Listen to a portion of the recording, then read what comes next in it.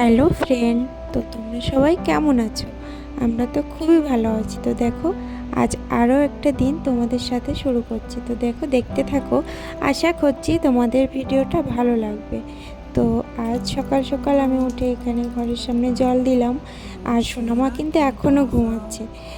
সোনামা এখনও ঘুম থেকে উঠিনি, আমি এখন রান্না করছি। তো দেখো, আজ আমার রান্নার জন্য এখানে উচ্ছে আলু ভাজা করছি, শাক কেটে রেখে দিয়েছি, টমেটো কেটেছিলাম, 3-4 রকম আইটেম আমি তৈরি করেছিলাম, ডাল ছিল। তো দেখো, দেখতে থাকো আমি এখানে কি কি রান্না করছি, সারাদিনে কি করছি না করছি সব কিছু একটু একটু শেয়ার করছি। তো ভিডিওটা শেষ পর্যন্ত দেখার অনুরোধ রইল, সবাই দয়া করে ভিডিওটা দেখবে। তো দেখো, আমি এখানে সোনামার জন্য রান্না করছি, আমাদের জন্যও রান্না করছি, কিন্তু স্পেশালি টমেটোটা ছিল সোনামার জন্য, কারণ ও টমেটো খেতে ভীষণ ভালোবাসে। ওর স্কুলে দুপুরের লাঞ্চে তো আমাকে টিফিন বক্স গুছাতে হবে, কি দেবো কি হবে, এই জন্য একটু টমেটো চাটনি করে দিয়েছিলাম, উচ্ছে আলু ভাজা করে দিয়েছিলাম। তো দেখো, তার ভিতরে সোনামা কিন্তু ঘুম থেকেই উঠে পড়লো। উঠেই কিন্তু আমি আজ একটু বললাম যে মাম্মাম আজ একটু গুছিয়ে দেবো, আমার একটু লেট হয়ে গেছে। তো দেখো, ও কিন্তু ঠিকই আমাকে হেল্প করে দিল। তো দেখো, তার ভিতরে সোনামাকে স্নান করিয়ে নিয়ে আসার পরে ওর স্কুল ড্রেস পরিয়ে দিচ্ছি। স্কুল ড্রেস পরানোর পর ওকে রেডি করছি। আজ তো সোনামার পাপা ছিল না, কারণ সোনামার পাপার নাইট ডিউটি শুরু হয়ে গেছে। আজ 2 তারিখ, তোমরা যে ভিডিওটা দেখছো সেটা 2 তারিখের ভিডিও। তো দেখো, 2 তারিখ সারাদিন আমরা কি না কি করলাম। আমরা তো বাইরে থাকি, যেন এখানে রুমের ভিতর থাকা আর কাজে যাওয়া, তাছাড়া তো আর কিছু করার নেই। তো দেখো, সোনামাকে রেডি করানোর পর সোনামা এখানে পুজোটা দিয়ে দিচ্ছে। পুজো দেওয়ার পর তারপর আমি ওকে ঝটপট খাবে, তারপর ওকে স্কুলে পাঠাবো। তো দেখো, সোনামার পুজো দেওয়া কমপ্লিট হয়ে গেল। তার ভিতরে সোনামার জন্য ভাত বেড়ে রেখে গুছিয়ে বসেছিলাম। আমি বললাম চলো এবার খেয়ে নিতে হবে, আর হাতে টাইম নেই, লেট হয়ে গেলে আর কিন্তু তুমি স্কুলে যেতে পারবে না, ঝটপট করে নিতে হবে। তো দেখো, সোনামার জন্য ভাত নিয়ে আমি চলে আসলাম। খুব গরম ভাত, কিন্তু মাখাতে পারছিলাম না, ও তো চুপচাপ বসেছিল।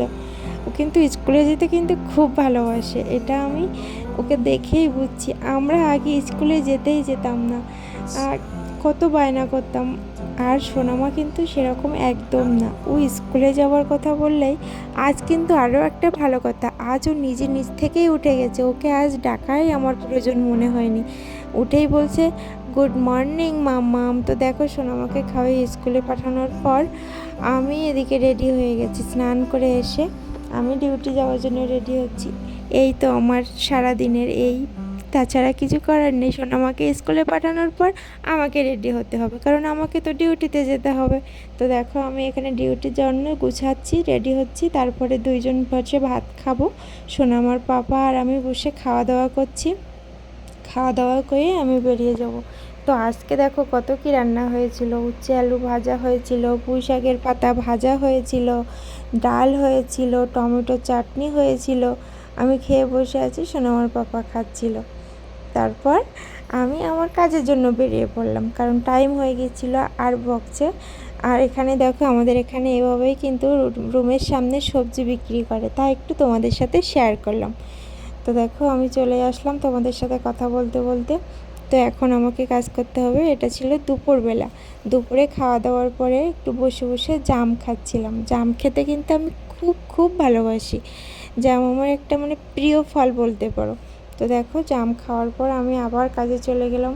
আজ একটু আমার কাজের চাপ ছিল, ওই জন্য আমি আর একদম ভিডিও করতে পারিনি। তো দেখো, এখন টাইম হচ্ছে 6:40 বাজে। 6:40 বাজে, তাও এখানে একটু বেলা আছে, সন্ধেই হয়নি, সন্ধে হব হচ্ছে। তো দেখো, আমি রুমে চলে আসি, চুপি এসে দেখি বাবু এখানে রান্নাও হয়ে যাচ্ছে। রান্না, ভাত তরকারি পুরোটা কমপ্লিট। তো আজকে রাত্রির মেনুতে কী ছিল জানো? ভাত ছিল, আর পটল আলু দিয়ে ট্যাংরা মাছের ঝোল। তো দেখো, এই রান্নাটা কিন্তু আমি করিনি, কে করেছে বলো তো? এই রান্নাটা করেছে সোনামার পাপা। তো সোনামার পাপা কিন্তু খুব ভালো রান্না করে, আমার তো বড্ড ভালো লাগে খেতে তার হাতে রান্না।